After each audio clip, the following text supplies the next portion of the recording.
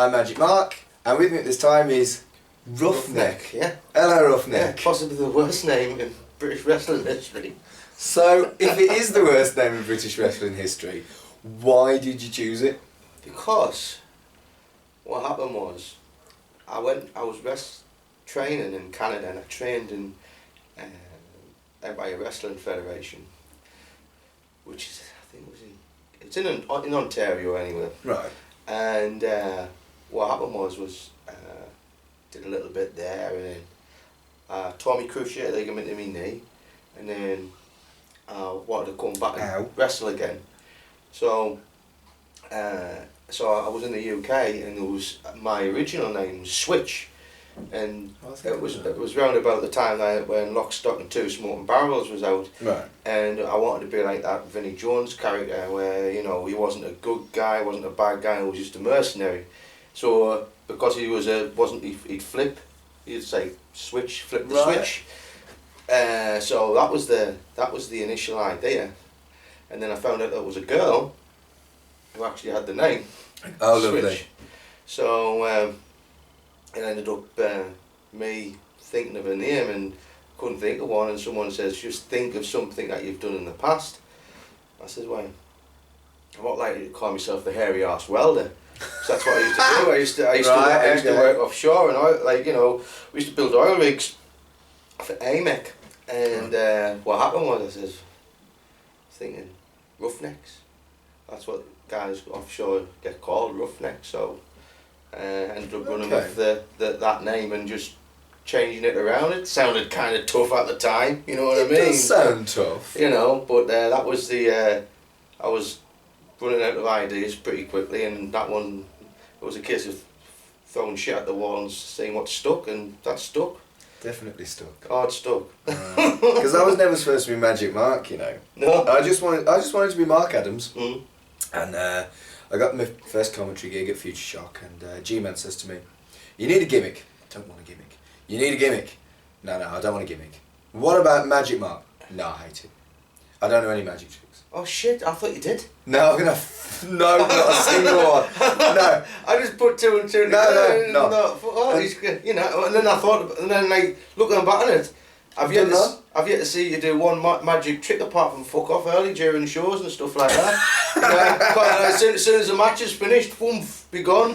That's fucking... I've got a long journey home and I usually work here next time. Well, now you've got a long journey home, I'm usually travelling with you. No, it's true. Then, right, so I told him no, I don't want to be Magic Mark, I just want to be Mark Adams, that's my real name, I'm sticking with my real name, no gimmick.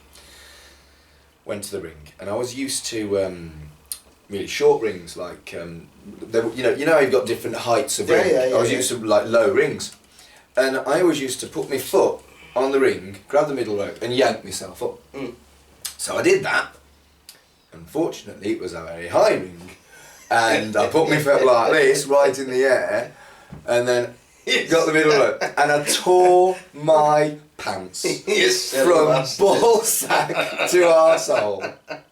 And the first thing that anyone ever saw at Future Shock Wrestling, I hadn't even been introduced. G-Man says, "Magic Mark split his trousers, ladies and gentlemen." And it stuck. Alright. So, I genuinely didn't know that. I actually thought you did some sort of magic, but, I'm still waiting. I'm shy, mate. I'm shy. Yeah. Can't do it. Can't do it. I mean, if it would be me, I would be like... Magic Ruffneck. No, I'd be just true to me gimmick, and I'd maybe learn a few tricks or something like that. I tried, I was really bad. Oh wait. I was really bad. I bought this thing called a flare gun, and I was going to throw a fireball in at the start of a show. Well, that's a recipe for disaster right from the get-go. I hit the button, nothing happened. You've had a fucking Hogan moment there, haven't you? No, it was awful. It's like I put one in Hogan with Ultimate Warrior and... the flash paper. Yeah. You had a fucking Hogan moment, it was horrendous. Never play with fire, kids. You useless bastard. The thing is, I didn't play with fucking fire. There was no fucking fire.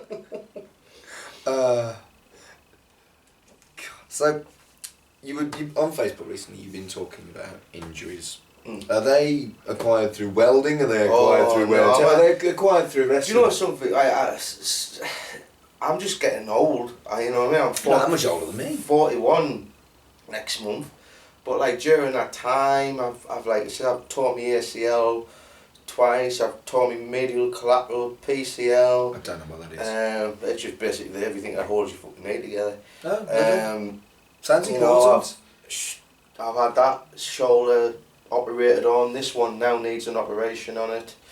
I've had, broken fingers and stuff and popped knuckles, and it's like it sounds like it hasn't come all from wrestling. I mean, some of it I am genuinely like quite a few of my concussions that I'm getting have been through fucking me being a clumsy bastard. I'm getting 2 concussions from falling out of bed.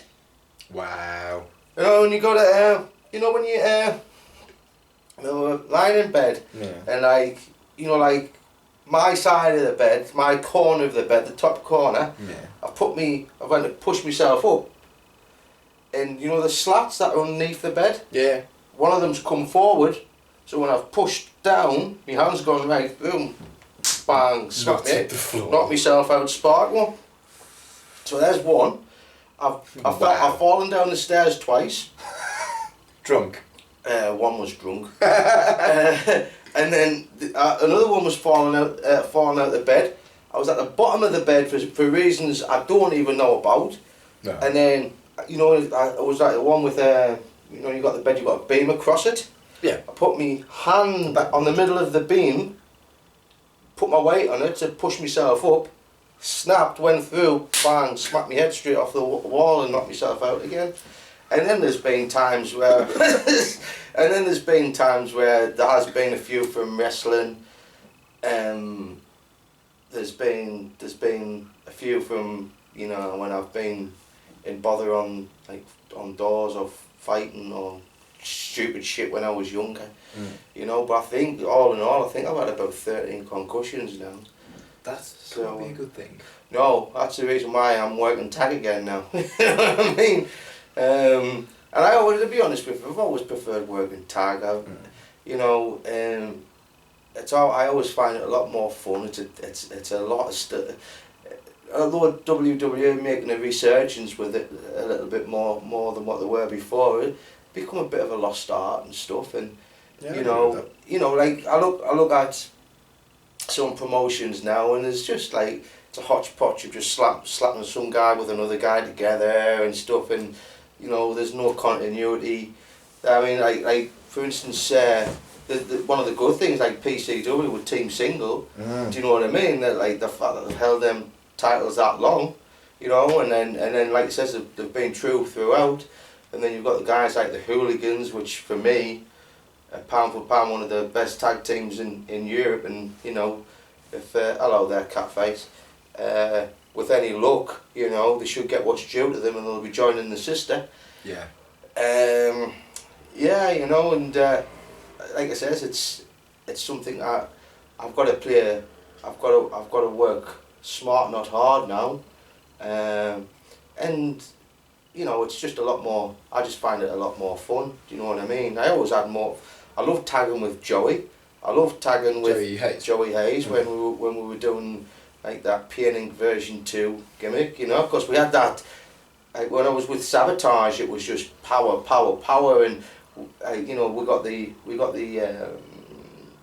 we got stereotyped into being quite one-dimensional,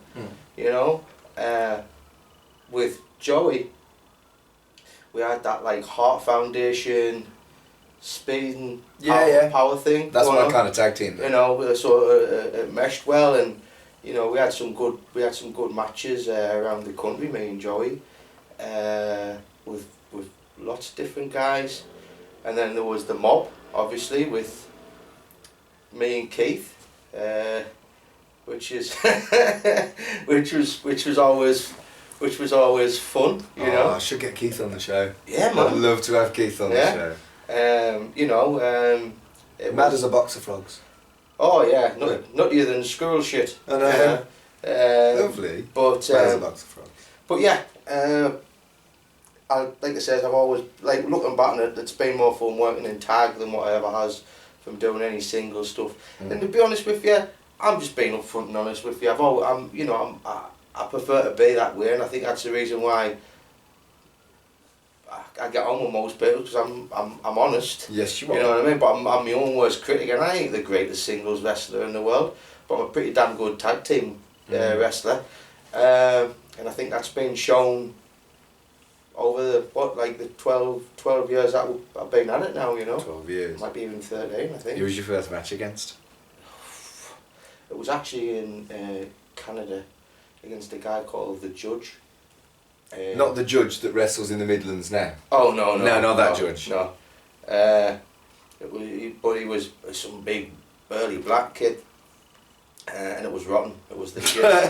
And then after that, it was doing stuff at GPW. And then I was doing lots of run-ins and stuff like that. And I think our first proper match was with me and Saab versus some GPW team. I can't remember what they were called. Damage Control. Which was quite ironic, really, because I got injured quite a lot working with them guys. I did. But you know, it is what it is. Everybody was greener than goose shit. You know what I mean? So it was greener than the Hulk skid marks. You know, so it was what it was. You know. But like I said, it's like over the last few years, I think, like we said, like working with Keith was the most fun. You know, we always were well received, especially in PCW. Yeah. I don't know whether the fan base there's, I think, from what I could gather, has changed quite a bit. I might be wrong. It's just I don't know. It just didn't feel the same when you did the Trav show. When we did the Trav show. And I know for a fact that there was that's the ironic thing. There was people at that Trav show who went there because they'd been away for some time. Mm-hmm. So I don't know whether that really holds water, but I don't know. I probably didn't feel the same because I wasn't with Keith. No. Do you know what I mean? Wasn't he dressed up as Deirdre Barlow? Barlow? Right. Yeah, didn't they say some? Oh, that was Richard Parker. Yeah, some. Terrible. For the second time. He's a bad boy. He said yeah. for the second time this week, Deirdre Barlow has been eliminated. Oh my god. Nasty that boy. Was brutal. But that's someone else I should have on the show, Richard Parker. Yeah. Just so I can shout at him for that, because that was harsh. That was funny though. So it wasn't funny. But he, like I says, I mean, I've spoken to Keith, and you know, I think we'll probably end up doing something down the line. Cool. I don't know where, but I think if we do it, it's going to be down in potentially could be Norwich. Okay. But I don't know. Well, I can't think at this point. Well, it's a bit of a trek for you, isn't it, Norwich? I wouldn't like to walk it. No. But like Ricky Knight and them guys, when all that stuff went down with PCW and stuff, and knowing nobody would give us the time of day, and then when you find out it's round about them times when you're lower than a snake's belly, you're going through a divorce and stuff, and you know, personal issues and business issues arise, and you know, you're not thinking straight and you don't say the right thing, and obviously me and Steve had our falling out, which resulted in me leaving, me getting chucked out of PCW, and I think that had a roll-on effect with a few other promotions as well. I think that's probably true. You know, so like Ricky and Julia and Zach and Roy were one of the few peoples like that reached out to us and went, you know, we're here for you. You know what I mean? And ever since then, like, you know, they've you know, I'm not kidding when I say that there's treat us like family when I go down there. I'm well looked after. You know, they give us work, and it's always a pleasure working down there because they're always busy. You know what I mean? So what do you do? You go down for like a week's run or something like that? Oh no, like I'll go down like before I've gone down for like 3 or 4 days. and had shows in between and worked them around the big shows that they have, because they have like a big show, it's like Trouble at the Talk, or they used to do the ones in Norwich, what was it called? Epic Studios, which was where they used to film. We call that black girl who used to do the mornings, Trisha. Trisha? Yeah, that's where they filmed it. Did you meet Trisha? Oh no, I didn't. Oh. But the setup in the studio was like, honestly, it was like being at centre stage WCW, but bigger. But yeah, man, what a setup! And the fans there, they're educated, but they do escape. Yeah. Do you know what I mean? Yeah. They're not sat there on with the hands on the bum and they're sat there underneath them and going, go on then, entertain me. Yeah. They're like there and they buy a ticket and they get sucked into the storylines and they just want to, the good guys get cheered, the bad guys get booed, the way it should be. But they know why that happens for is because the heels are good at being heels. Yeah. And the faces are good at being good at faces.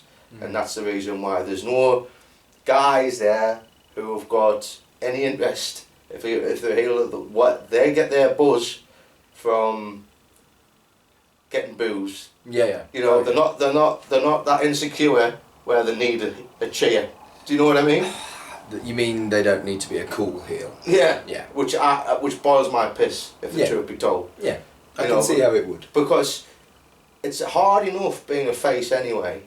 You know what I mean? Because you've got to be like whiter than white, which means everything's got to be. Your shit's got to be in the ring's got to be crisp as hell, because there's no margin for error. A heel can get away with making errors. Do you know what I mean? So with that being said, when you've got to be white, right, and you've got to be that blue-eyed boy, and you've got your opponent over there is like trying to be Johnny Cool Bollocks. You're not doing that guy any favour. It's making it even harder. It's making the job harder than what it actually is. I personally think the most difficult role in wrestling is the pure white meat babyface. Yeah. To actually be liked because you're a good guy and you fight hard, and to come across as convincing rather than insincere. Yeah. For example, Ashton Smith can do it. Ashton Smith is so... I don't get how he manages it. I just love what he does. But not everyone can do that. And that is a pure gift. I think it's the hardest job in wrestling. Well, there's a fine line as well, because maybe you've got to be like whiter than white, but at the same time, there's that line where if you don't know where that line is, it could be constituted as showing off. Yeah. Do you know what I mean? So that's the flip side of the coin. If your stuff's that great that looks like you're showing off, then you might as well be a heel as well. So yeah, it's really difficult. I think I've got the lovably useless thing going on, but lovably useless can't work for a wrestling personality. It can work for me because I don't do a wrestle, but you couldn't be lovably useless in the ring. It wouldn't wash, would it? Yeah. I mean, people might look at like what I do and say, well, aren't you? No, I'm not a heel. I can work as a heel, which I've shown in New Wave Wrestling Alliance. Yeah, that was nasty. That was.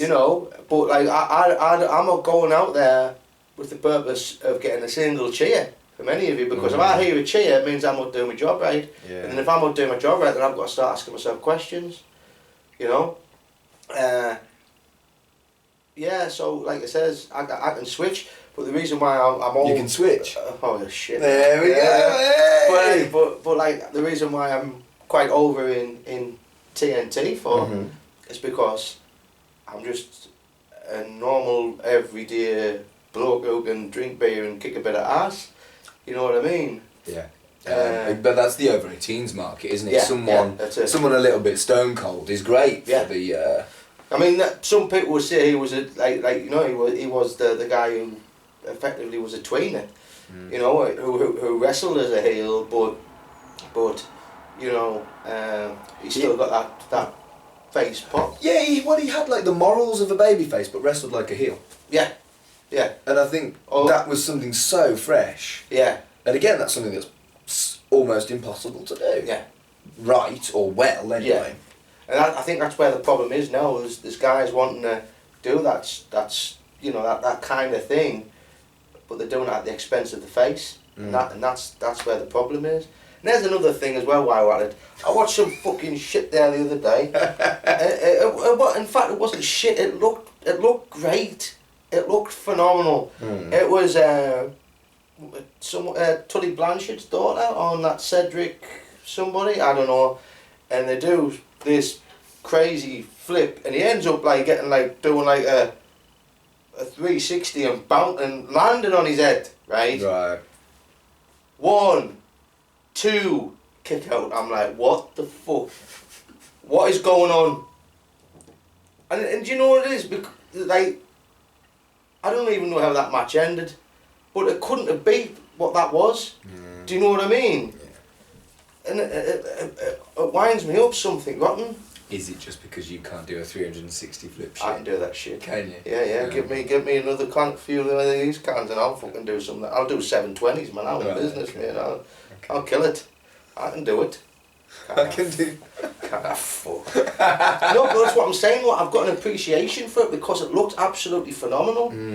But what I'm saying is that, you know, it's going to get to the point of where someone's going to, you know, in order to pin somebody, you have to take a fucking gun and put it at the fucking head, blow the brains out, and then pin them. Yeah, stab him in the face. Yeah, stab him in the face. You know, yeah. But like that's what I'm saying. Like, what happened to like stuff where, like Austin says, like DDTs. Yeah. Used to kill people. Yeah. You know what I mean? Murder. Like nobody got up from a DDT. But they look nasty as well. Nobody. Do you know what I mean? Maybe it's Undertaker or somebody had a push. Yeah. You know, but like if you're seeing stuff now where people are dropping the finishes and they're getting the shoulder up, you've just devalued your finisher. I want to be able to, by the time I've finished wrestling, if I can count on the hands of a leper how many people have kicked out of my finisher, then I haven't done my job right, have I? Do you know what I mean? I'm not being funny, it's just the truth. You know. Wow. Now before we go, I'm going to finish by talking about the fact that you're moving to the States soon. Yeah. Any idea when that's happening? It's probably, I'm going over there on Monday for 6 days. I'm going over there for 6 days. And then come back, hopefully my divorce will be all done and dusted and finished there. That's you know, that's a different story that. But like me, my ex-wife was still like totally best mates. Do you know what I mean? That's good, and that's rare. No, I know. So what I'm wanting to do is we'll come back, we'll weigh up our options. I've got a couple of opportunities over there that I can do, but believe it or not, the job that I can actually do over there. Okay, good. I can do it remotely. So that's pretty cool, and what I'm doing right now is I'm doing okay, you know what I mean? I'm not doing too bad, I can't grumble. It's the first time I've truly enjoyed being my own boss and not having to deal with other people's, you know, shit. Yes. You know, so, but ultimately I think it'll probably be over there about, at a worst case scenario, about May. Right. And the reason is? Oh, just, well, you know, my girlfriend lives over there and... You fell in love? Yeah. And, you know, she was going to come over here, but it was going to cost twice as much and take twice as long with the whole process. Where I can go over there now and, you know, I'm going to be going on a fiancé visa. Right. You know, and, you know, I'm not getting married for that reason alone. I'm getting married because we want to get married, you know. Yeah. But I think from my point of view, like I say, while I'm over here, I'm a single parent dad. I think there's a lot more scope for opportunity for Jake. I think he'll have a better life out there than what he would over here. I think there'll be a lot more opportunity for him to do something over there than what there will be over here. That's awesome. You know, and I've always loved America. You know what I mean? Do you know what my dream job would be? Go on. I'm not ever, or ever have been, or ever will be, good enough to set foot in a WWE ring. But I can look after the guys who go in them. Yeah. I mean doing security, like close protection, and stuff like that. Yeah. You know, like I've got my close protection certificates. You know, I've done bodyguard work before. Obviously, I did doors for like 17 years or something. So you know, I can look after myself, and I've looked after quite a few clients. You know, ones of name as well. You know, like celebrities and stuff. Alright, okay, cool. So you know, I'd love to do something like that. You know what I mean? To be within the realm of that company would be great. I'll never be a wrestler there, but I would certainly be an employee for them. You know what I mean? But it remains to be seen. You know. Well, who knows? I mean, that's why I got you on now. I wanted you on the first series for definite because you might not be here by the time I do your second series. No, well, like I says, if you know, we could be over there sooner. I genuinely don't know. When I go over there, we're going to be looking at places, but at this point in time, I don't know whether we're going to be living in. It looks like it's going to be Vegas. Amazing. But I have a mate who lives in Vegas. But it could be Florida as well. It could be Orlando. We were initially looking at moving to Los Angeles, but the cost of living's a bit pricier, and the other thing was I don't know whether it would be a suitable place to bring up Jake. I mean, if you go further out, like Orange County and places like that, I'm sure it would be fine, but the job that I got offered there would have been in LA, and it wouldn't have been commutable for the places where I would want Jake to live. So great for like a young professional, you know what I mean? Like you see guys like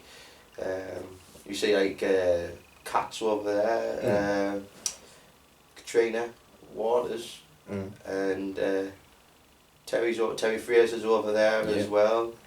You know, so them all doing. Oh, Len's over there as well. Who's Len? Len, who did who had the RQW promotion? Okay. Real Quality Wrestling. I remember that they had a website and then you could stream their stuff. Yeah. That was well before I was That's involved. What they had, it's about 8-9 years ago. Well, they ended up getting Muta when 1PW went tits. Amazing. So it was the Martin Stone were great Muta. I don't think it drew. Don't think. Really? I think it was like one of the. It was like. Why wouldn't Muta draw? I think they were giving them on such short notice that they didn't have enough time to market or promote it properly. But like having Muta over here, you know what I mean? It was. It's massive. Yeah, but it's done now, I guess. But it's. So I've got friends all over. I've got good friends with what you call it as well in Florida. So I've I'm good friends with Natalie, who's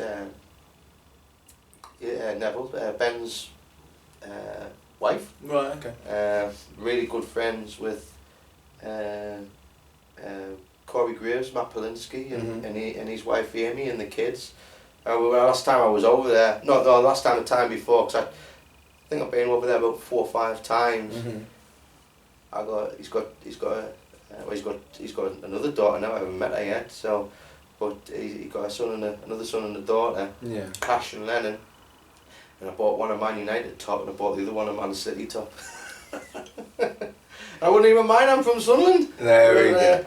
And I'm afraid 25 minutes goes ever so quick when you've got a guy like you. Yeah. If you are still around, when I do series 2, I'm gonna have you back because it seems to me like you have got. Oh man, hours of loads, stuff to talk whatever you want. Like I said, I thought I was going to be here for like 2 hours or so, and you were just going to edit. I can believe you could talk for 2 hours. In fact, I know you can. I'd talk a glass itis like me. Yeah. You know. Yeah. But like I said to you before, I mean, I'm not always. I says to you before when you says, if there's anything that you wanted to ask, I says I ask whatever you want. You know, I might not even be able to give you the right answer every time, but it'll always be an honest one. You know what I mean? So. Indeed. Well, thank you for watching. He's been Ruffneck. I've been Magic Mark. Good night.